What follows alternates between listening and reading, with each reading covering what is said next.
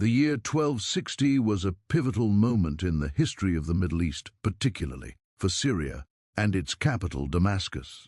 At the time, Damascus was a thriving cultural and economic hub, a city of sprawling markets, towering minarets, and labyrinthine streets echoing with the calls of merchants, scholars, and pilgrims. Yet beneath its outward prosperity, the city, and indeed the entire region, stood on the precipice of monumental upheaval. Understanding the events that would culminate in tragedy for many of its inhabitants, especially the Christian population, requires a close look at the political and social currents of the period, particularly the rise of the Mamluks and the looming Mongol threat. The Mamluks were originally slave soldiers, primarily of Turkic and Circassian origin, who had been purchased, trained, and converted to Islam to serve in the military elite of the Ayyubid Sultanate. Over decades, they became a formidable military class with their own intricate hierarchy and codes of loyalty. By the mid-13th century, the Mamluks had effectively consolidated power in Egypt, gradually supplanting the Ayyubids and establishing themselves as rulers of an empire stretching into Syria. Damascus, a jewel of the Levant, was a strategic prize, both militarily and symbolically. Its capture and control represented not only dominion over trade routes and fertile lands, but also influence over a mosaic of religious and ethnic communities, including Muslims, Christians, and Jews.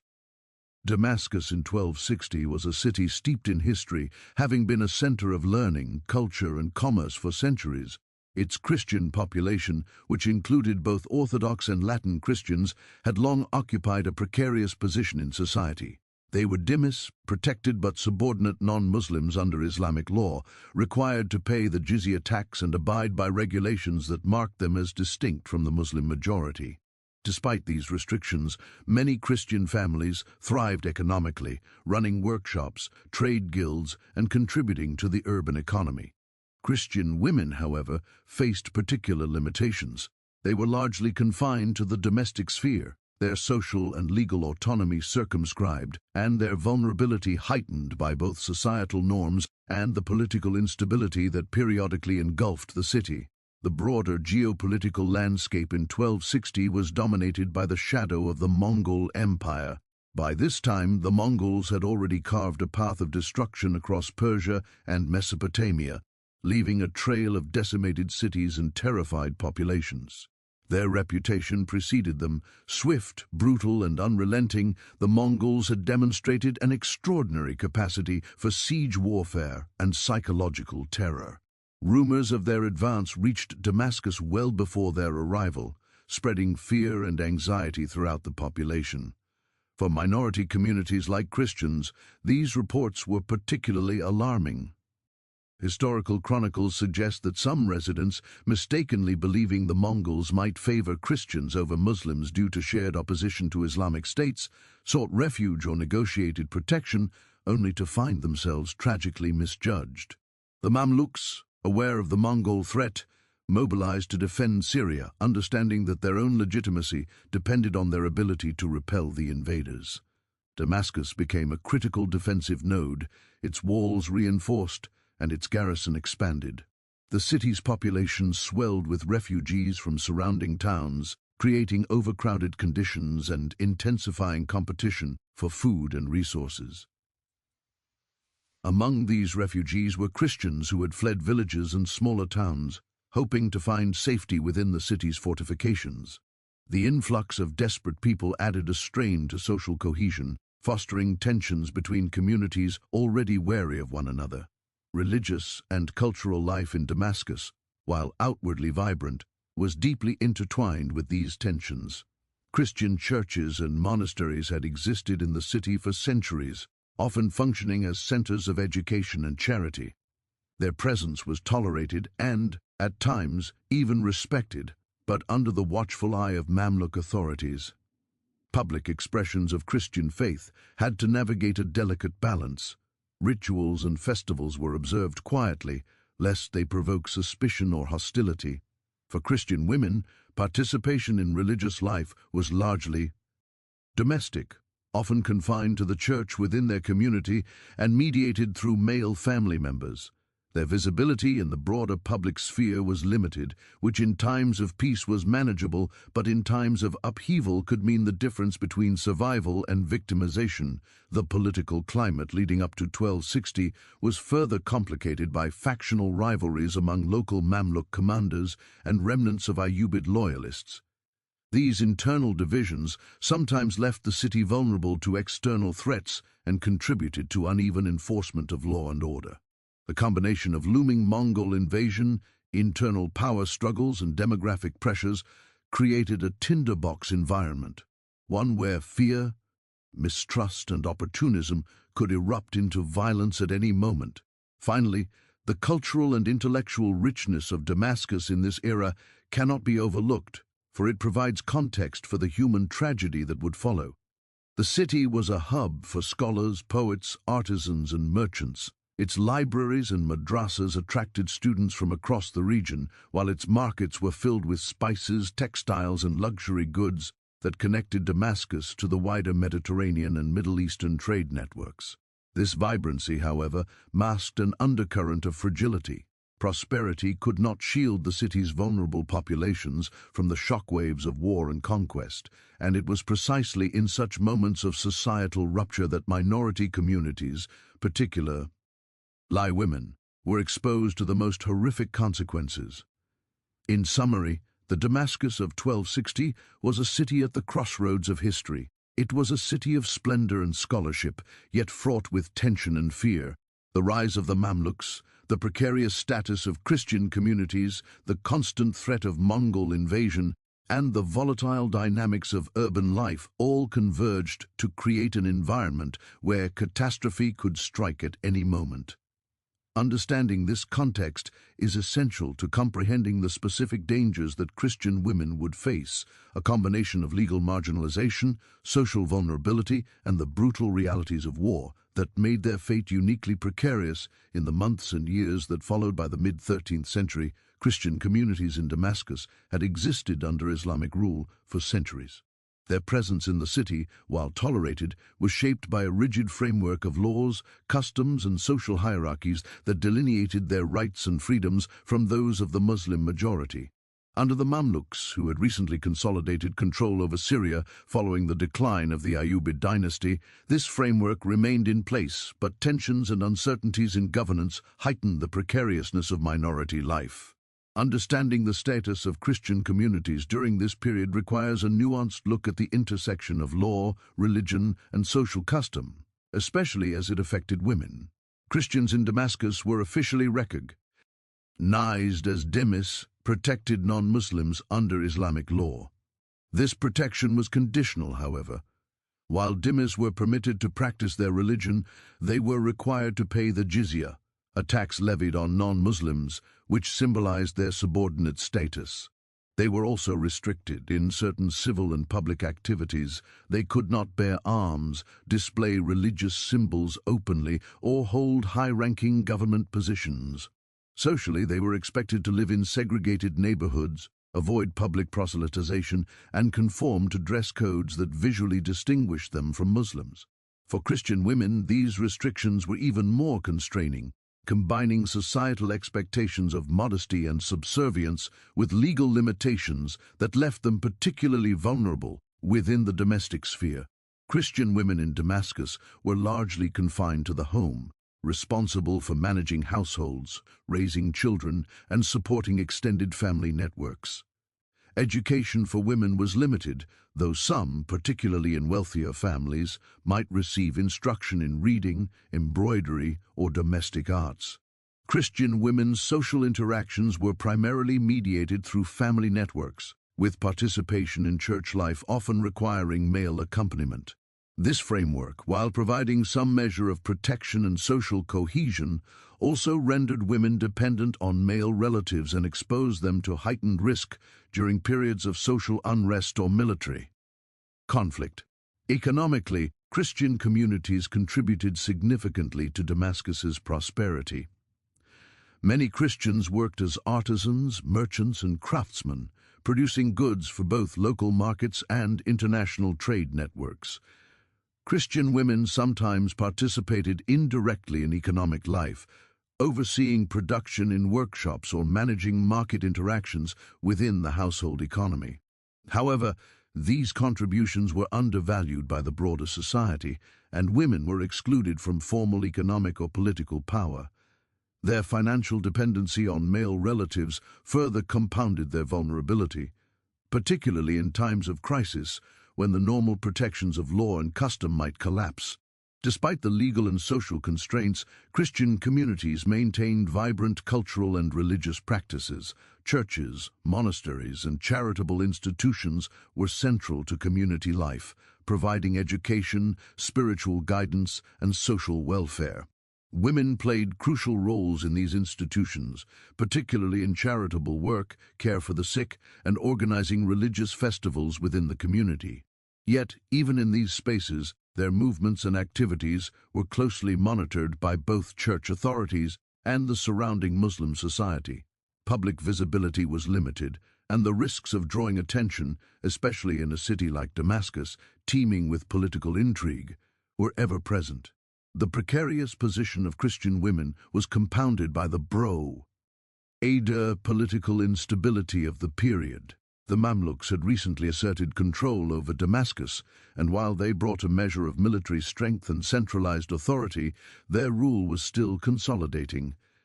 Power struggles between Mamluk commanders, lingering Ayyubid loyalists, and local factions created an environment in which enforcement of laws was uneven. In this climate, social norms that protected Christian women could be easily disregarded, leaving them exposed to harassment, exploitation, or violence without recourse. The combination of legal subordination, societal expectation of female passivity, and political instability created a volatile situation that made women the first to suffer in crises. The looming Mongol threat of 1260 further heightened this sense of insecurity. As Mongol forces advanced from the east, rumors and fear spread through Damascus, creating panic among both Muslim and Christian populations. Some Christian residents hoped that their religious affiliation might protect them from the Mongols, who were perceived in some reports as favorable to Christians. However, this assumption proved tragically mistaken. In practice, women, particularly those from minority communities, were vulnerable to predation by both retreating armies and invading forces, and even by opportunistic locals exploiting the chaos. The social and legal structures that normally regulated interactions were powerless in the face of war and invasion. In addition to external threats, Christian women also navigated complex dynamics within their own communities. Social hierarchies based on wealth, family lineage, and religious status influenced access to protection and resources. Wealthier families could afford walls, private guards, or fortified homes, while poorer households were far more exposed. Women in these lower tiers of society faced constant insecurity, their fates tied not only to the political fortunes of the city, but also to the economic stability of their families. In times of famine, military threat, or civil unrest, these vulnerabilities were magnified, leaving women to bear the brunt of social and political upheaval. Religious identity also played a critical role in shaping women's vulnerability. As visible members of a minority faith, Christian women were often the first targets in episodes of collective violence or coercion. Attacks on churches or monasteries often coincided with harassment, abduction, or sexual violence directed at women. Historical accounts from the period suggest that even in the absence of overt military conflict, women were subjected to harassment and threats as tools of intimidation, reinforcing the subordinate position of their community. These acts were not only physical but psychological, aimed at destabilizing the family and community networks that formed the backbone of Christian life in Damascus. Despite these challenges, Christian women exhibited resilience and agency in subtle but meaningful ways. Through domestic networks, charitable work, and religious observance, women maintained cultural continuity, preserved religious traditions, and supported family survival in a society often hostile to their presence. Their knowledge of social norms, urban geography, and community connections enabled them to navigate daily life under constraints that were both legal and social. Yet, this resilience could only go so far in the face of overwhelming threats, particularly the impending Mongol invasion that would soon engulf Damascus in chaos. In conclusion, the Christian communities of Damascus in 1260 were complex and multifaceted, navigating a delicate balance between legal subordination, social limitation, and cultural resilience. For Christian women, life was defined by a combination of domestic responsibility, limited public participation, and the constant need to negotiate safety within a volatile political and social environment. Their vulnerabilities were shaped not only by gender, but by the intersection of religion, law, and economic status, creating a precarious existence that would be catastrophically exposed when the Mongols arrived. Understanding the conditions of life under Mamluk rule is essential to comprehending the horrifying experiences that Christian women in Damascus would soon face, a convergence of systemic vulnerability and historical violence that marked a dark chapter in the city's history. The year 1260 marked a turning point in the history of Damascus, as the city found itself directly in the path of one of the most feared military forces of the medieval world, the Mongols. By this time, the Mongol Empire had already carved a vast swath across Asia, conquering Persia, Mesopotamia, and large portions of the Caucasus with unparalleled speed and ruthlessness. Their reputation for indiscriminate destruction, psychological warfare, and mass slaughter had preceded them, and rumors of their advance spread fear across Syria long before their arrival. For the Christian population of Damascus, the Mongol threat was a source of both hope and dread. Hope in the mistaken belief that the Mongols might favor Christians as a minority opposed to Muslim rulers, and dread for the very real possibility of brutal violence against civilians. Damascus, under Mamluk control, was a fortified city, but its defenses were stretched thin. The Mamluks had been preoccupied with consolidating their authority in the region and fortifying strategic positions against a Mongol advance that seemed unstoppable. Despite their reputation as elite soldiers, the Mamluk forces in Damascus faced logistical challenges, including overcrowding within the city walls, insufficient supplies, and the difficulty of coordinating forces against a mobile, fast-moving enemy. In such a tense environment, panic spread quickly among civilians, and minority communities, particularly Christians, were acutely aware of their precarious status. The Mongols' approach was characterized by speed, coordination, and terror tactics designed to break the will of their opponents. Cities that resisted could expect total destruction. Those that surrendered might experience reprieve, but this reprieve was often temporary. Eyewitness accounts from neighboring regions described the Mongols as merciless, rounding up populations, burning homes, and executing anyone suspected of resistance. The mere rumor of their presence induced mass flight and chaos, and Damascus, as a major urban center, was bracing for the inevitable.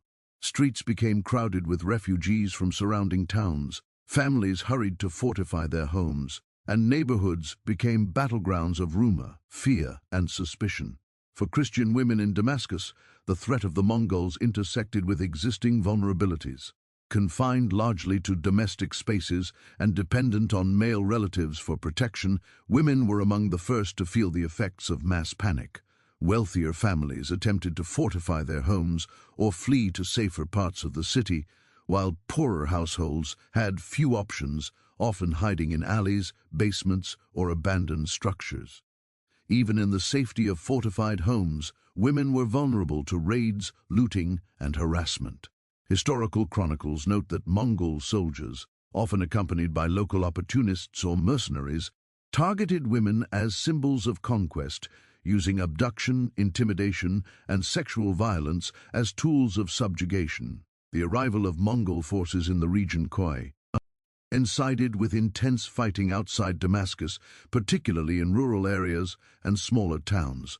The Mongols' strategy involved systematic destruction of towns that resisted, sending waves of terrified refugees toward Damascus. Among these refugees were Christians who had hoped that the city's walls and Mamluk presence would offer protection. Instead, they encountered overcrowded conditions, scarce resources, and rising hostility as the strain of mass displacement created social tensions. Women, carrying children or elderly relatives, bore the brunt of these pressures, navigating chaotic streets filled with fleeing families, armed soldiers, and opportunistic bandits. Eyewitness accounts, though often fragmentary, paint a vivid picture of the chaos inside Damascus. Markets emptied, streets turned to rivers of mud and panic, and cries for help echoed through alleys as families were separated. The Mamluk garrison struggled to maintain order, prioritizing the defense of strategic gates and walls, leaving civilians largely to fend for themselves. Women in particular became prime targets for opportunistic violence, including abduction, forced marriage, and sexual assault. Chroniclers of the period note that these attacks were not random. They were often systematic, with soldiers or looters targeting households known to be wealthy, vulnerable, or belonging to minority groups. Religious affiliation played a significant role in determining risk. While some Christian families had hoped that their faith would protect them from Mongol aggression, in practice, the Mongols made little distinction in civilian treatment once they entered an urban area. Women of Christian background, highly visible due to clothing, domestic roles, and community networks, were particularly exposed. Some were forcibly removed from their homes, sent into captivity, or coerced into marriages arranged by conquering forces. Others were subjected to public humiliation as a means of terrorizing the broader community, reinforcing the Mongols' reputation for psychological warfare as much as physical conquest. The Mongol invasion also destabilized the social hierarchies within Damascus itself. Neighborhood leaders, religious authorities, and community elders lost the ability to enforce protection or negotiate safety. For Christian women, whose security often depended on male relatives or church authority, this collapse meant exposure to the full force of both invading forces and opportunistic locals. Families attempted to negotiate, pay ransoms, or hide valuables, but such measures were inconsistently effective. Women, especially those from poorer households or orphaned children, became highly vulnerable to abduction or enslavement, as chroniclers frequently noted. The immediate impact on the Christian population was devastating. While men were often conscripted into defense or killed in combat, women faced a different set of horrors: enslavement, sexual violence, forced displacement, and loss of family were widespread. Some accounts describe women being taken to Mongol encampments or neighboring towns as part of forced relocations. Others remained in Damascus, enduring daily threats, harassment, and the psychological trauma of witnessing the destruction of their communities. The combination of direct violence, social collapse, and disruption of family networks created long-term consequences for survival, reproduction, and community cohesion. Even after the Mongols retreated, the damage to Christian communities was profound. The invasion shattered families, destroyed homes, and eroded the protective social structures that had allowed women to survive under Mamluk rule. Many women who had been abducted or forced into captivity were lost to their communities forever, while those who remained faced a society struggling to rebuild amidst fear and scarcity. The memory of the invasion lingered for decades, shaping communal narratives, religious observances, and cultural identity. The events of 1260 in Damascus illustrate the intersection of military conquest, societal vulnerability, and gendered violence. Christian women, already constrained by legal and social structures under Mamluk rule, became particularly vulnerable during the Mongol invasion. Their experiences highlight how war and political upheaval disproportionately affect those at the margins of society, exposing systemic inequalities and the fragility of protections afforded under normal circumstances. In the months and years that followed, the legacy of this invasion would continue to shape the city's social fabric, leaving scars that were both physical and psychological. In conclusion, the Mongol invasion of Damascus in 1260 was a cataclysmic event that irreversibly altered the lives of Christian women. It exposed the limits of legal protections, amplified social vulnerabilities, and subjected women to targeted violence, abduction, and displacement. Understanding these immediate impacts is essential to grasping the scale of human suffering during this period and the particular dangers faced by minority women in a society already fraught with inequality and tension. The invasion was not merely a military event, it was a social catastrophe that reshaped the demographic, cultural, and emotional landscape of Damascus. Marking a dark chapter in the history of the city and its Christian communities, the Mongol invasion of Damascus in 1260 unleashed a wave of violence that disproportionately affected women, particularly those from minority communities such as Christians. While men were primarily targeted for execution, forced conscription, or battlefield engagement, women became victims of a different, more insidious set of horrors. Abduction, sexual violence, forced marriage, and enslavement became tools of both war and psychological domination, leaving lasting scars on individuals and communities alike. The experiences of Christian women during this period reveal the brutal intersection of gender, social vulnerability, and political instability in medieval Syria. The first and most immediate danger for women during the Mongol advance was abduction. Mongol soldiers, often operating alongside local collaborators or opportunistic bandits, targeted households known to be wealthy, poorly defended, or belonging to minority groups. Christian women were especially vulnerable due to their visibility and the perception that they were soft targets.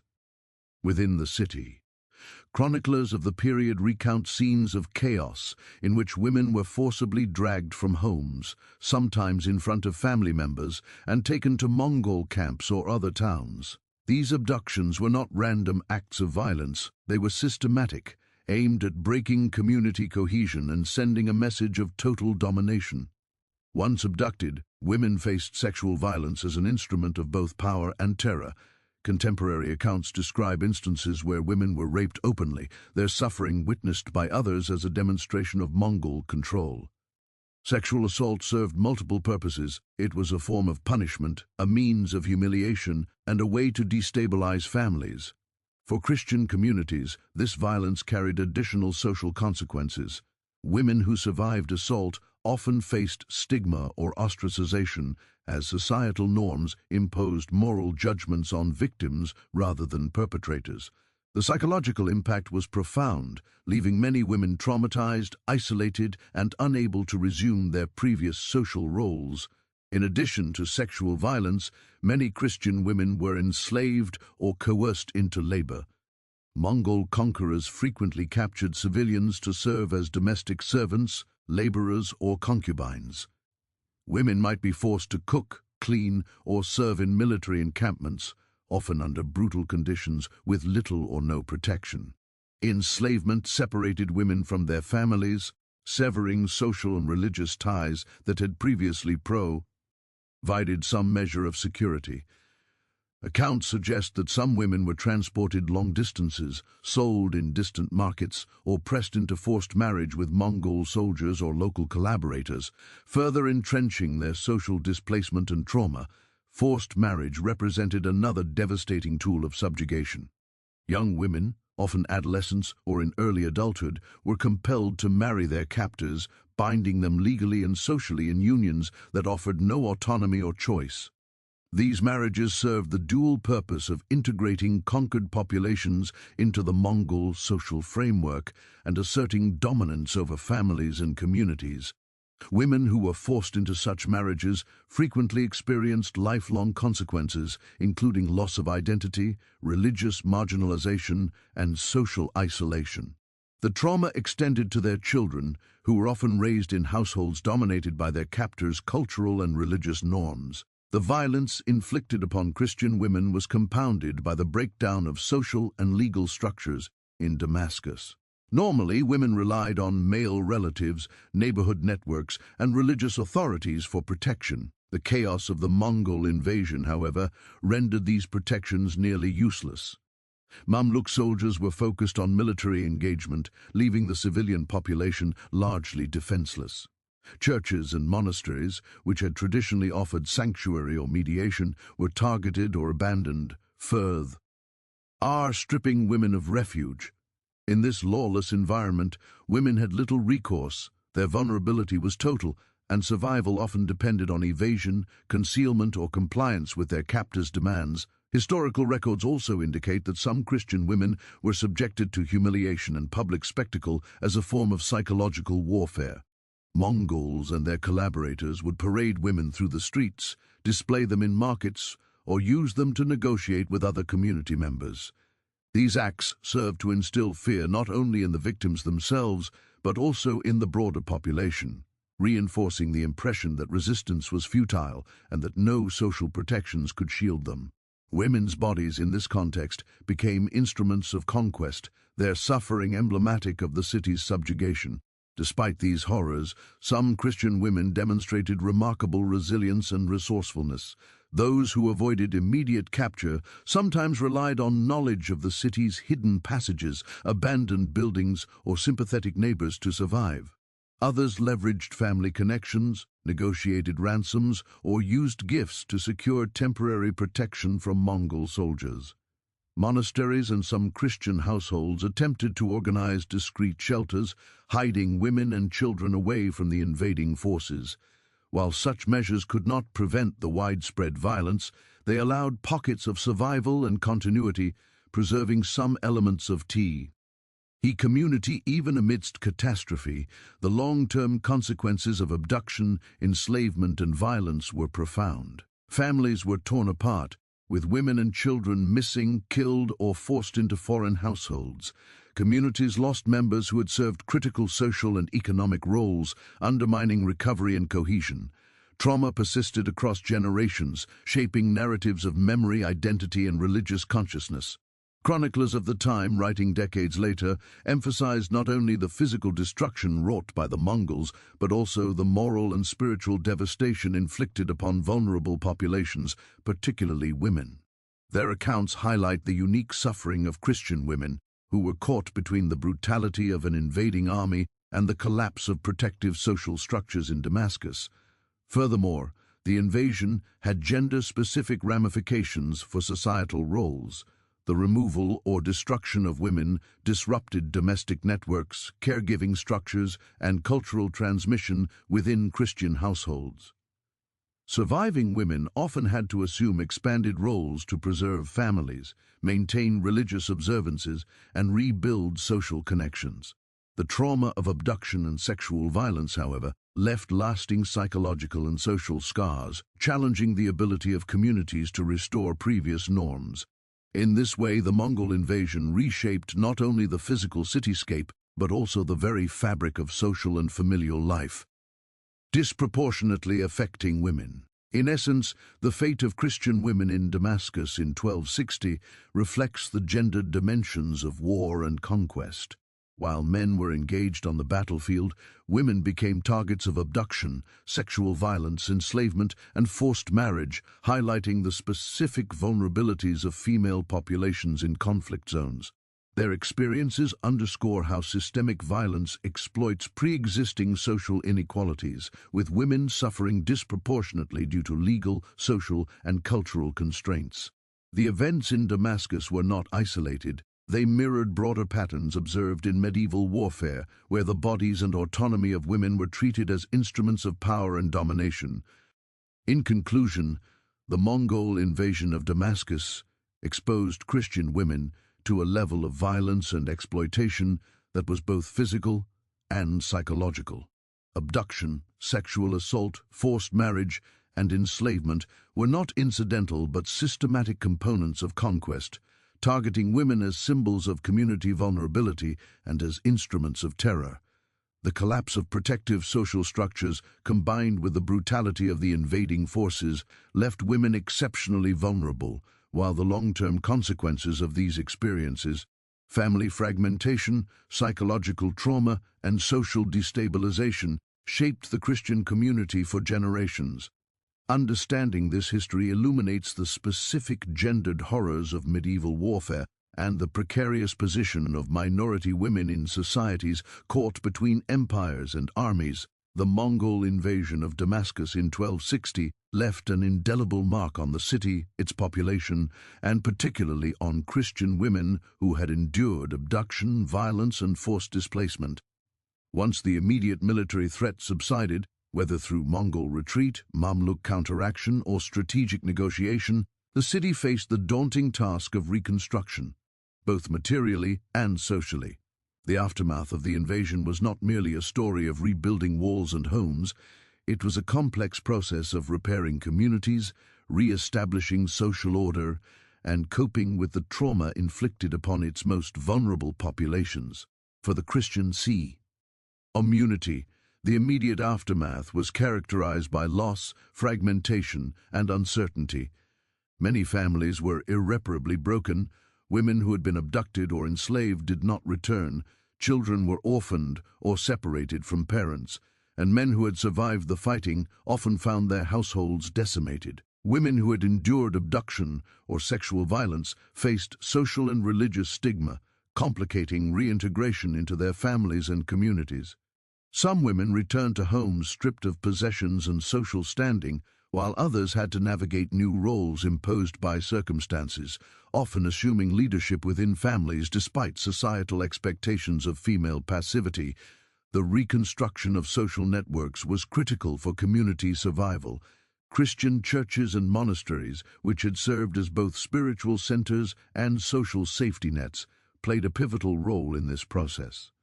Clergy and community elders worked tirelessly to locate missing women, organize shelter for displaced families, and provide relief to those traumatized by violence.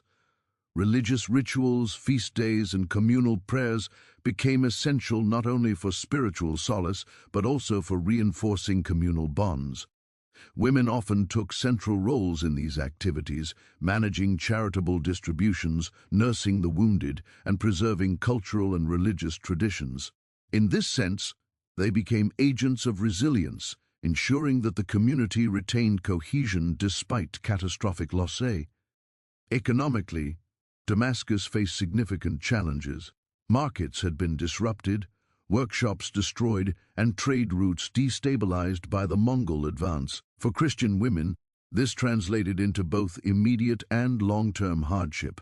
Many lost the economic support of male relatives or the security of household production, forcing them to adapt to new realities. Some women engaged in small-scale trade or artisanal work to sustain their families, while others relied on church networks for assistance.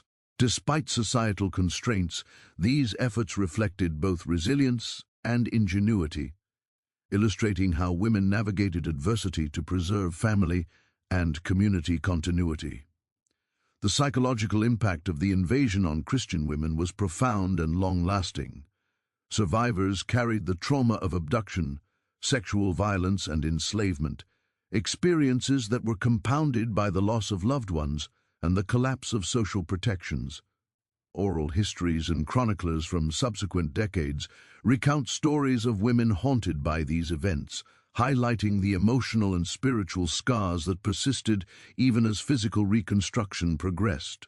These accounts often portrayed women as symbols of communal suffering and resilience, their experiences serving as cautionary tales and moral lessons for future generations. The invasion also had demographic consequences. The loss of women through abduction or death, combined with displacement of entire families, disrupted population structures in Damascus. Rebuilding required both internal migration and integration of refugees from surrounding areas, leading to shifts in community composition and social dynamics. Christian communities, already a minority in a predominantly Muslim city, found their numbers further diminished, heightening their vulnerability and altering their role within the urban fabric. The scarcity of women within families also impacted reproduction, inheritance, and social continuity, further entrenching the long-term effects of the invasion. On a broader scale, the events of 1160 shaped Mamluk policies toward minority communities. The catastrophic consequences of Mongol incursions underscored the importance of loyalty, order, and defense, prompting the Mamluk administration to impose stricter regulations on urban populations, including Christians. Legal restrictions, taxation, and social oversight intensified in the aftermath, reflecting a mix of security concerns and a desire to assert control over vulnerable populations. For women, this meant both protection and continued subjugation, while laws sought to prevent arbitrary violence. Societal and legal inequalities persisted, limiting autonomy and exposing them to ongoing structural vulnerability. The historical memory of these events has been preserved through chroniclers, oral tradition, and later historical scholarship. Writers such as Ibn al-Dawadari and al-Makrizi recorded the devastation of Damascus, emphasizing both the physical destruction and the human suffering endured by civilians, particularly women. These accounts highlight the intersection of military, social, and gendered dynamics, preserving the experiences of Christian women as part of the city's collective memory. Over time, these narratives contributed to a cultural understanding of resilience, caution, and the fragility of minority status in times of conflict. The legacy of the invasion extended beyond immediate survival and social reconstruction. For Christian women who endured abduction, enslavement, or forced marriage, the experience left a lasting imprint on identity, faith, and social position. Survivors often had to reconcile their experiences with religious teachings, social expectations, and personal trauma. Some found solace in community and church life, while others struggled with the psychological consequences of victimization. The shared memory of these horrors reinforced communal cohesion, creating narratives of suffering that informed future generations' understanding of faith, morality, and social vulnerability. Additionally, the events of 1260 contributed to broader regional perceptions of Damascus and the Levant. The Mongol invasions highlighted the strategic and symbolic importance of the city, underscoring its vulnerability despite fortifications and elite military presence. The devastation of civilian populations, particularly minority women, became emblematic of the human cost of imperial conflict, influencing diplomatic, religious, and military strategies in subsequent decades. For neighboring regions, the suffering of Christian women in Damascus served as both warning and moral lesson, shaping responses to invasion, defense, and communal protection. Finally, the legacy of the Mongol invasion can be seen in the enduring resilience of Christian communities. Despite catastrophic losses, displacement, and trauma, these communities rebuilt, adapted, and survived. Women, in particular, played a central role in this recovery. Through domestic networks, religious institutions, and cultural transmission, they preserved traditions, safeguarded families, and maintained communal cohesion. Their experiences, though marked by violence and suffering, became foundational to the historical identity of Christian communities in Damascus, illustrating both the vulnerabilities and the strength of women in times of crisis. In conclusion, the aftermath of the Mongol invasion in Damascus was a period of profound loss, trauma, and transformation, especially for Christian women. Abduction, violence, and enslavement left lasting scars, while the destruction of social and economic structures challenged community survival. Yet amidst the devastation, women emerged as critical agents of resilience, rebuilding households, preserving cultural and religious practices, and navigating the complex social realities imposed by war and conquest. The historical legacy of 160 underscores both the human cost of imperial conflict and the enduring strength of those who survived, offering a sobering but essential perspective on the gendered dimensions of medieval warfare and the long-term consequences of societal upheaval.